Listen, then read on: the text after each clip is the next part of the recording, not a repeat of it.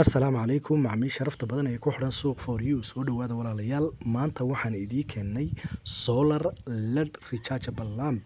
oo ah laambad iyo guluubkeedii oo wada socda isla markaana solara oo ku shaqeynaya qoraxda maasha Allah waa solar waxaad ka soo dalban kartaa lambarka WhatsApp-ka ee shaashada ku yaala isla markaana meel kastoo joogto waanu ku soo gaarsiin karnaa haddaba bal waxaynu tijaabin doonaa haddii Ilaahay ka dhigo sida ay u shaqeynayaan sidaa daraadeed guluubka ayaynu ugu horeysiinaynaa oo aynu daaraynaa sida arkaysaan halkan baynu gelinaynaa xarig ka bacdina halkan baynu taabanaynaa ka bacdi marka halkan taabano guluubka hadda waa inoo baxaya guluubka waa iftiinka ugu filan ama ka badan maasha Allah sidoo kale maadaama guluubka shidnay waxaanu shidi doonaa laambadaha halkan ku jira